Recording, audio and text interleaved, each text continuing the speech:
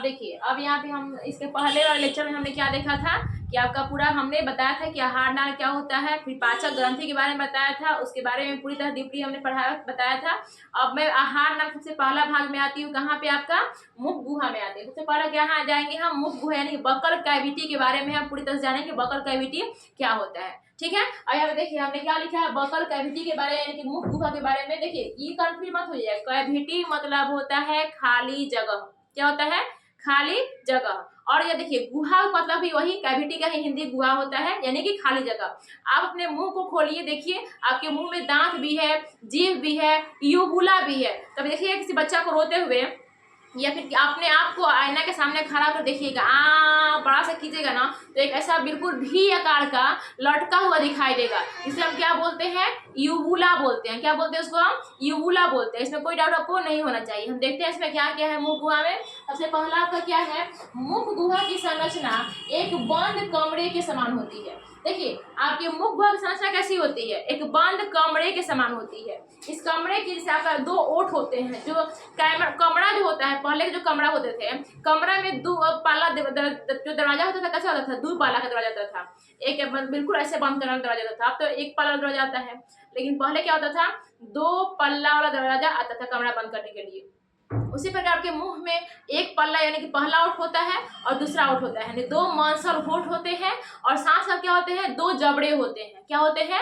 जबड़े होते हैं, ऊपरी जबड़ा और निचली जबड़ा। जो पहला जबड़ा जो होती है, ऊपरी जबड़ा होती है, वो गति नहीं करती है, लेकिन वहीं पे जो निचली जबड़ा होती है, ये जबड़ा, ये आप बोलते हो, खाते हो तो कौन सा जबड़ा गति करती है? आपका निचला जबड़ा क्या होती है? ये गतिशील होती है, जो गति करती रहती है। देखिए ऐसे कीजिए, कुछ भी कीजिएगा तो आपका जो ऊपरा जबड़ा होता है वो बिल्कुल भी गति नहीं करेगा, वो स्थिर रहेगा। ठीक है, लेकिन निचला जबड़ा क्या करता है? आप बोलते हो, खाते हो, पीते हो, गाते हो, कुछ भी करते हो तो वहां पे जो आपका निचला जो जबड़ा होता है वो हमेशा गति करते रहता है। इसमें पहला जबड़ा जो को हम मैक्सिबल बोलते हैं और दूसरा को मैंडिबल बोलते हैं। पहला को मैक्सिबल और दूसरा को मैंडिबल बोलते हैं। इसमें कोई डाउट आप लोग को नहीं हुआ होगा। यहाँ पे हम क्या देख रहे थे कि मुख गुहा की संरचना एक बंद कमरे के समान होता है, जो मुंह के रास्ते से खुलता है।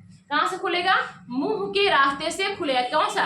मुख गुहा। ठीक है, खुलता है तथा जबड़ों और होठों के माध्यम से बंद होता है। देखिए मैंने बताया ना, ये आपका ऊपरी जबड़ा है और ये कौन सी जबड़ा है? निचली जबड़ा है। देखिए गति कर रहा है, मैं बोल रही हूँ तो मेरा जो निचली जबड़ा क्या हो रहा है? आपका गति कर रहा है। और आपके जो मुख गुहा को बंद करने के लिए दो मांसल मतलब मांस का होठ होता है। क्या होती है? दो मांस की होठ होती है, जो आपके मुख गुहा को बंद करता है, खोलता है, बंद करता है, खोलता है।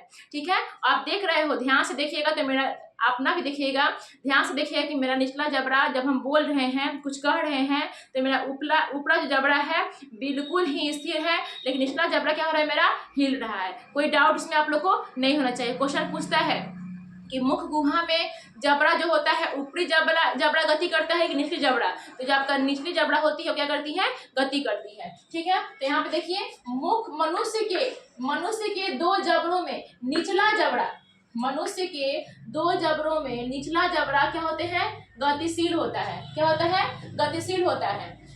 अगला है देखिए मुख गुहा के अंदर की ऊपर वाला हिस्सों को, देखिए आपका मुख गुहा है ना, मुख गुहा जो है ये मुख है, इसके ऊपर में आप हाथ लगा देखिएगा, उसे हम क्या बोलते हैं? तालू। ये बहुत रुखरा सा होता है। कैसा होता है? स्मूथ नहीं होता है, बहुत रुखरा सा होता है। इसे हम क्या बोलते हैं? हम तालू बोलते हैं। इंग्लिश में बोलेंगे उसको हम फ्लैट बोलेंगे। ठीक है, यही आपका क्या है?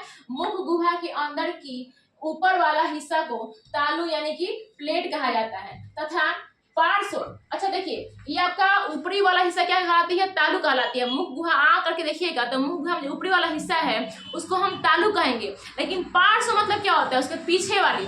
अब तालू के पीछे वाली जो भाग होती है इसे हम क्या बोलते हैं? गाल। इसे क्या बोलेंगे हम? चिक यानी कि गाल बोलेंगे। मतलब मुख गुहा के पार्श्व वाले जो आपके तालू के जो पार्श्व वाला भाग होता है, तालू है, और तालू के ठीक पार्श्व वाला जो भाग है उसे क्या बोलेंगे? हम गाल बोलेंगे। कोई डाउट आपको नहीं होना चाहिए। मांसल भाग को गाल कहते हैं। अब देखिए मैंने बताया है ना कि जब बच्चा रोता है या फिर बहुत ज्यादा कस के बड़ा सा मतलब मुंह को खोलिएगा तो एक बिल्कुल भीड़ प्रकार का लटका हुआ दिखाई देता है, जिसे हम लोग क्या बोलते हैं? यूबुला बोलते हैं। क्या बोलते हैं? यूबुला बोलते हैं। वो भी मांस का ही बना होता है, बिल्कुल वो मांसल होता है और मुलायम होता है, काफी क्या होता है? वो मुलायम होता है। तो देखिए यूबुला एक मुलायम आकार की रचना है जो तालू आपके जो ऊपर की जो तालू होती है वो ठीक उसी पे तालू के नीचे में क्या होती है, बिल्कुल भी आकार का, बिल्कुल ऐसे ऐसे भी आकार क्या होती है, लड़की रहती है। ठीक है ना, उसे हम क्या बोलेंगे, हम यूबुला बोलेंगे। ये कहाँ पाई जाती है, आपके मुख गुहा में पाई जाती है।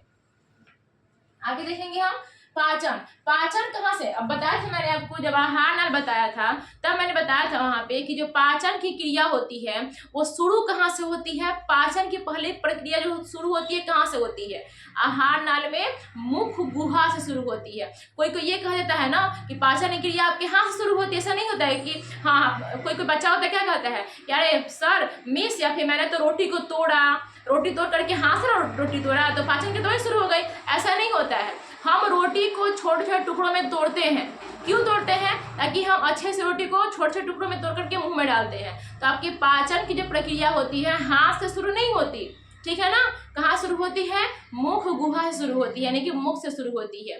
ठीक है, इसमें बहुत सारे प्रकार के एंजाइम होते हैं, लार होते हैं, दांत होते हैं पीसने के लिए, लार होते हैं आपके एंजाइम को मिलाने के लिए। ठीक है, तो ये पूरा आपको प्रक्रिया कहलाएगी आपकी। तो देखिए यहाँ पे क्या होता है, पाचन मुख गुहा से प्रारंभ होता है। मुख गुहा के, अब आप देखिए यहाँ पे बता दिए कि पाचन की क्रिया कहाँ से प्रारंभ होती है, मुख गुहा से प्रारंभ होती है। अब देखिए मुख गुहा में खाली जगह होता है, मैंने बताया ना बाबू कि देखिए यहाँ पे मुख गुहा में बहुत सारे खाली जगह होते हैं, एक खाली जगह नहीं होता है। इसी की वजह से इसमें क्या होता है, मुंह गुहा में यूबुला होता है, दांत होता है, सॉरी कुछ याद आया इसी वजह से हमने हंसने लगा। यहाँ पे देखिए आपका दांत होता है, जीभ होता है, यूबुला होता है, ऊपर का प्लेट होता है जो तालू उसको बोलते हैं, गाल होता है, सब क्या होता है, एक मुख गुहा होता है, खाली जगह होता है। इसी खाली जगह में आपका दांत भी होता है और जीभ भी होता है। ठीक है, यहाँ पे देखिए पाचन मुख गुहा से प्रारंभ होता है, बता दिया हमने पॉइंट। अलग पॉइंट है आपका, मुख गुहा में खाली जगह होता है जिसमें एक जीभ होता है, 3 जोड़ी। देखिए आपके मुख गुहा में एक जीभ तो होता ही है जो आगे से स्वतंत्र होती है, मतलब आगे से पूरा ऊपर नीचे दाएं बाएं सभी जगह मूव कर सकती है। ठीक है, और दूसरा क्या होता है, लार ग्रंथि पाई जाती है, इससे बड़ी लार ग्रंथि होती है पैरोटिड, फिर सब मैंडिबुलर, सब लिंगुअल। लार ग्रंथि का काम क्या है, आपके मुख गुहा में एंजाइम को निष्कासित करता है। ठीक है, तो उसका बताएंगे हम, लार ग्रंथि में पढ़ाएंगे तब वहां पे चलेंगे, हम बताएंगे आपको। और उसका क्या पाई जाती है, जो लार ग्रंथि पाई जाती है ना, 3 इधर पाई जाती है और 3 इधर, यानी कि कुल मिलाकर के 3 जोड़ी यानी कि 6 लार ग्रंथियां पाई जाती है आपके मुख गुहा में, 3 इधर और 3 इधर। ठीक है, उसके बाद हम क्या देखें यहाँ पे, और 32 दांत पाए जाते हैं। आपके पूरे जीवन काल में 52 दांत निकलते हैं, 20 गो दांत आपका दूध का दांत होता है और 32 दांत कितना होता है आपके, जो आपके बुढ़ापे के बाद टूटते हैं। ठीक है, तो ये क्या होता है आपका मुख गुहा।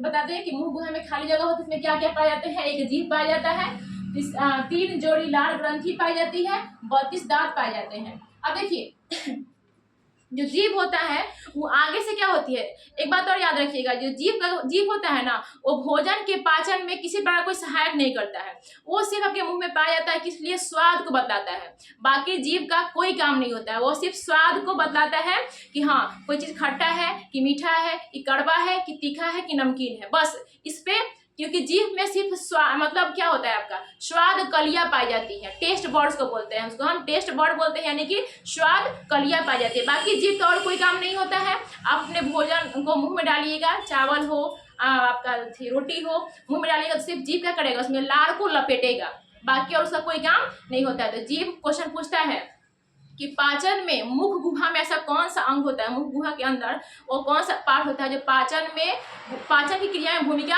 नहीं निभाता है, तो क्या होगा, क्या मानिएगा, जीभ। ये 1 नंबर क्वेश्चन ऑब्जेक्टिव एग्जाम में पूछता है, क्या होता है, जीभ, जो पाचन क्रिया में कोई हिस्सा नहीं लेता है, तो जीभ हो गया। अब देखिए एक और चीज होता है कि जीभ, आपने देखा होगा कि जीभ क्या होता है, आगे से स्वतंत्र होता है, यानी कि चारों बगल घूम सकता है, लेकिन पीछे से जीभ आगे से स्वतंत्र होता है, लेकिन पीछे से क्या होता है, फ्रीनुलम। देखिए यहाँ पे क्या लिखा है हमने, जीभ तथा पीछे से फ्रीनुलम के द्वारा जुड़ी रहती है। क्या होती है, जीभ आगे से स्वतंत्र होती है तथा पीछे से फ्रीनुलम के द्वारा जुड़ी रहती है। ठीक है, तो आई होप आपको ये वीडियो बहुत अच्छी लगी होगी। अगर आपको वीडियो अच्छी लगी होगा हो तो आप अच्छे से वीडियो को पढ़ें, उसके बाद देखें और देखने के बाद उसका नोट्स भी बनाइए। देखिए हम पढ़ा दिए और आप अच्छे से पढ़ के छोड़ दीजिएगा तो कोई फायदा नहीं है पढ़ने का, हमारे पढ़ाने का। आप पढ़िए भी, उसका नोट्स भी बनाइए और नोट्स बना करके खुद भी पढ़िए। और कोई अगर चाहते हैं कि अच्छे से पढ़े, बिल्कुल शॉर्ट और सिंपल लैंग्वेज में पढ़े, मस्ती एकदम प्रैक्टिकल के साथ पढ़े, तो उन्हें इस वीडियो को शेयर भी कीजिए। ठीक है, चलिए थैंक यू, आगे बढ़ते हैं।